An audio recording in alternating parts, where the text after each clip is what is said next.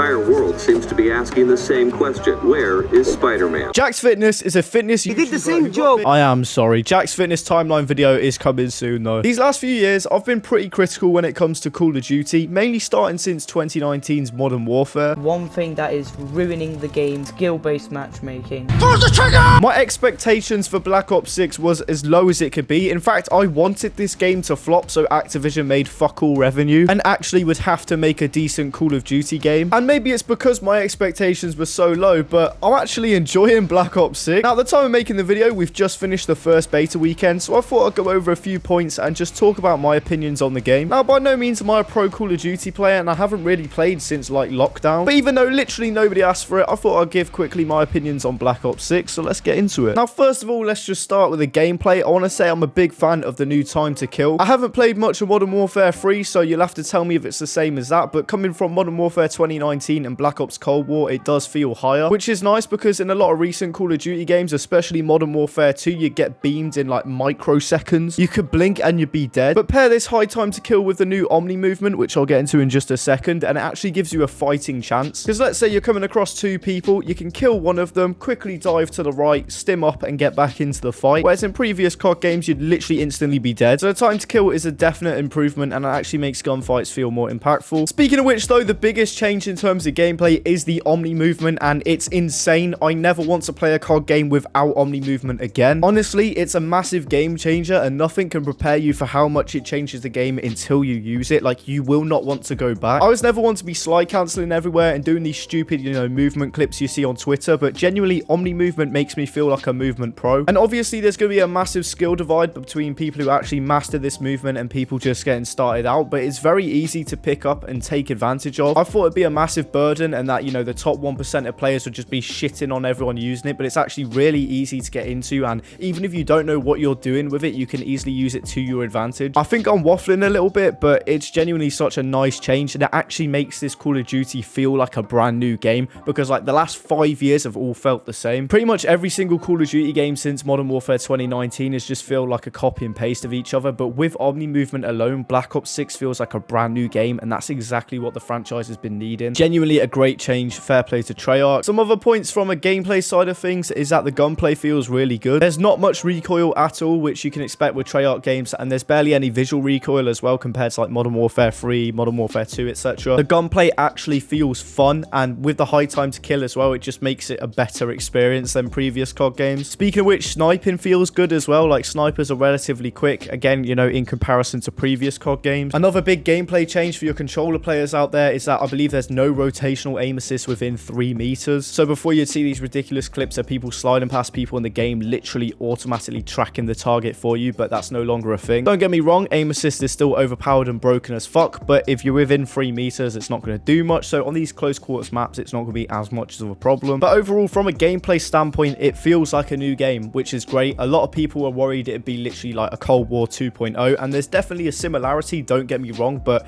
it is a Treyarch game. Like, what do you expect? Same way a lot of the Modern Warfare games feel the same. But out of the last like 6 COD games since Modern Warfare 2019, this actually feels like a new COD game. Moving on though, we're going into the maps, and I gotta say I am a fan of like every map in this beta. I know a lot of people weren't a fan of Scud, and I can kind of see why. Out of all the maps, it's probably the most open, most campy of them all, but it's still a very fun map, and it's actually great for sniping on. I'd argue Scud is one of my favorite maps from the beta, but also a Treyarch dev on Twitter basically said that there's going to be no large scale maps, so all the maps in this game are going to be small to medium size, which I think is a great change. A lot of people didn't like the big scale maps of like Modern Warfare 2 for example, and as long as the rest of the maps in the game are like the ones from the beta, I reckon we're in for a good year of Call of Duty. The strike maps are very fun to play as well, very chaotic, just like I remember them being in Black Ops Cold War, to be fair. Interested to see how they play out for gunfight though. I believe gunfight's going to be in weekend 2 of the beta, so I'll have to see then. The big highlight in terms of strike maps though is Pit. It's an absolute clusterfuck, and I love it. But again, the biggest takeaway is that there's going to be no big scale maps. I think that's great, honestly. Small to medium maps have always been my personal favorite, so this is a great change, and I'm really interested to see how some of these maps play on Search and Destroy as well. I myself am mainly a Search and Destroy player, so I am looking forward to that. And finally, the last little bit I wanted to talk about is skill-based matchmaking. Skill-based matchmaking has been like a plague these last couple years for Call of Duty, and I'm glad to say it doesn't feel as strong in this game. Now, this could be because it's a beta, and when the actual game comes up, they just ramp it up to 10, and maybe we're sat at like a 6 or a 7 7 right now. It's definitely present, don't get me wrong, but it doesn't feel as strong as I remember it being in previous games. But it's still a shitty mechanic that should not be in Call of Duty. But yeah, I thought I'd just make a quick little video going over my thoughts on the Black Ops 6 beta, even though literally no one asked for this. The Jack's Fitness video is coming soon because I have rent to pay. So keep your eye out in the next couple of weeks for that video, but comment down below your thoughts on the Black Ops 6 beta. And if you haven't played it yet, obviously the open beta is going live literally today. So if you are thinking about getting the game, you may as well try out the beta, see if you like it or not before getting it. But thank you all for watching, and I'll see you guys in the next one.